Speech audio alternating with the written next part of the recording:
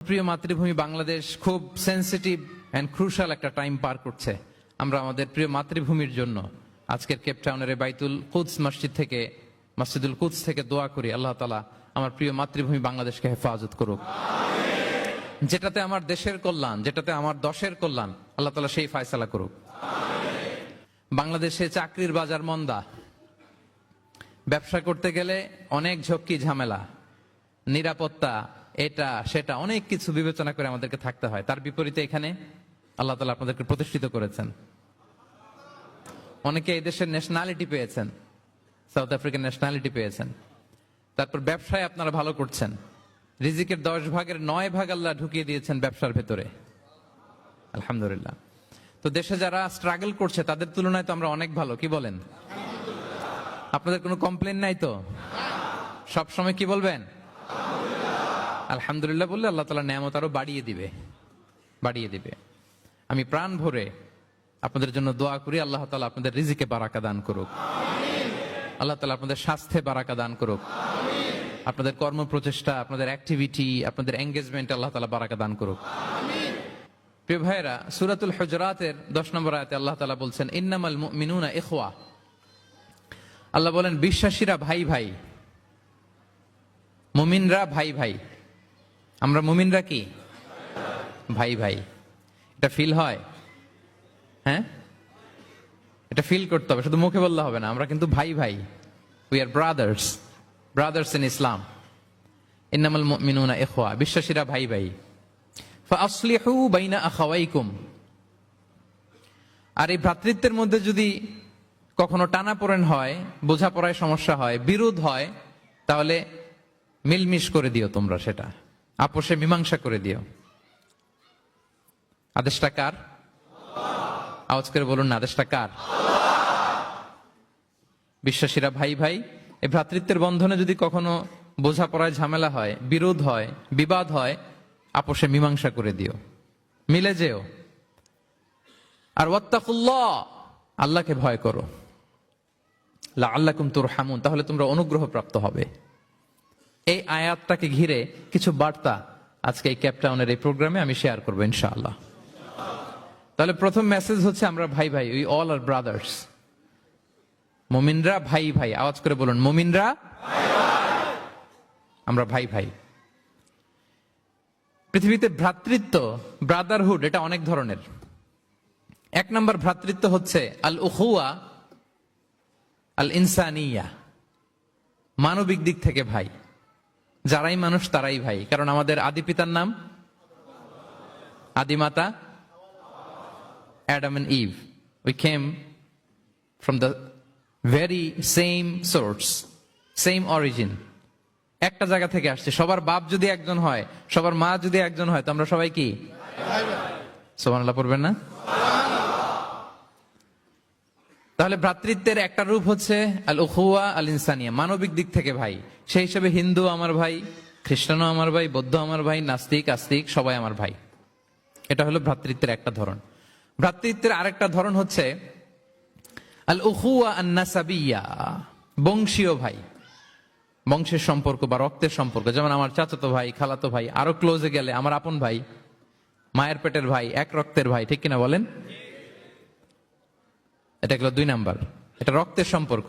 তাহলে একটা হচ্ছে মানবিক দিক থেকে সম্পর্ক ভাইয়ের, সবাই ভাই ভাই। আরেকটা হচ্ছে বংশীয় বা রক্তের সম্পর্ক, আমার সিবলিং, শাকিক, আমার আপন ভাই। 2টা গেল।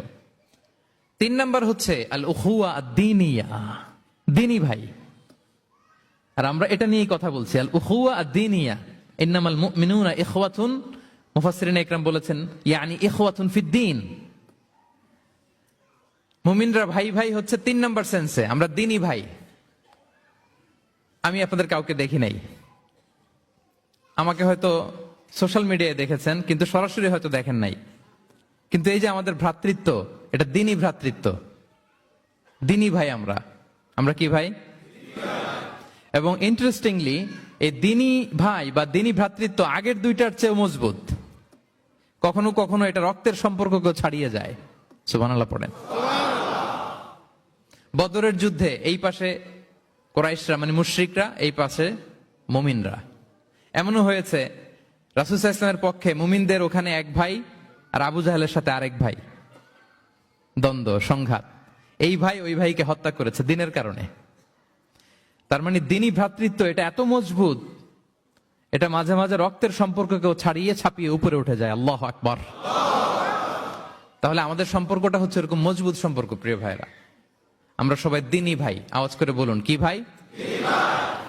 এবং আমাদের দৃষ্টান্ত দিয়েছেন বিষ্ণু ইসলাম। তিনি বলেছেন, তোমরা সবাই দিনী ভাইয়েরা সবাই মিলে এক দেহ এক প্রাণ।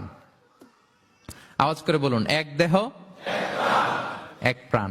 শুধু মুখ দিয়ে বললেই হবে, এটা ফিল করতে হবে। আমরা সবাই এক দেহ এক প্রাণ। বিষ্ণুই বলেন, মাসালুল মুমিনিনা ফি তাওয়াদ্দিহিম ওয়া তারাহুমিহিম ওয়া তাআতুফিহিম মাসালুল জাসাদ। মুমিনদের ভালোবাসা সম্পর্ক, এটার দৃষ্টান্ত হচ্ছে, পারস্পরিক ভালোবাসা সম্পর্ক হচ্ছে কামাসালিল জাসাদ, এটা একটা দেহের মতো। আমরা সবাই মিলে এক দেহ।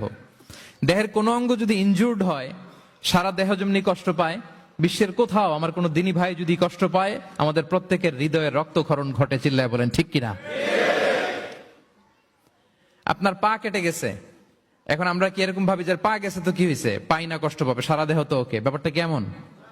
দেখবেন পা কেটে গেলে রাতে ঘুম আসে না, ওইটার ব্যথায় জ্বর চলে আসে, এরকম আছে না নাই?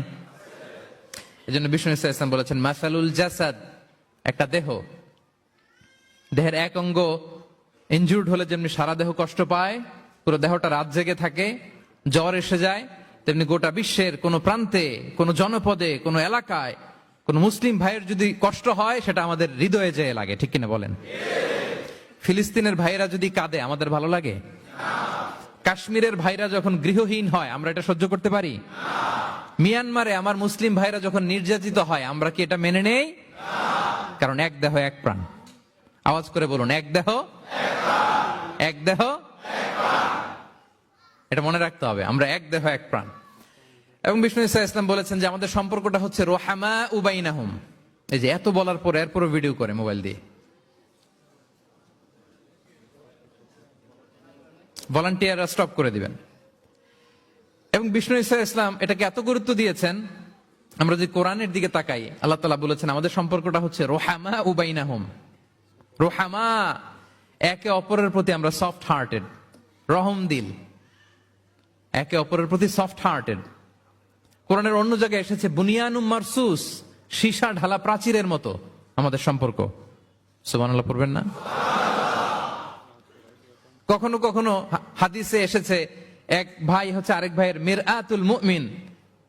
এক মুমিনের জন্য আরেক মুমিন হচ্ছে আয়না। আয়নার সামনে দাঁড়ালে দেখা যায় যে আমার এখানে একটা দাগ, তারপর আয়নার সামনে দাঁড়ালে আমাকে ঠিক করে নেওয়া যায়, গুছিয়ে নেওয়া যায়। তার মানে আমার সমস্যা, আমার ভুল, আমার খুঁত, আমার স্পট, এটা আয়না বলে দেয়। মুমিনরাও এরকম, এক ভাই আরেক ভাইকে সংশোধন করে দেয়। সুবহানাল্লাহ পড়েন। এবং কোরআন কখনো কখনো আমাদেরকে বলেছে যে ওয়ায়ুসিরুনা আলা আনফুসিহিম ওয়ালাউ কানা বিহিম খাসাসা।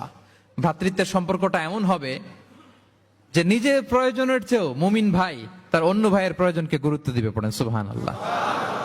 আমার প্রয়োজন, তারপর আমি না নিয়ে আমার ভাইকে দিব। এরকম নিদর্শন আমাদের মধ্যে আছে না নাই?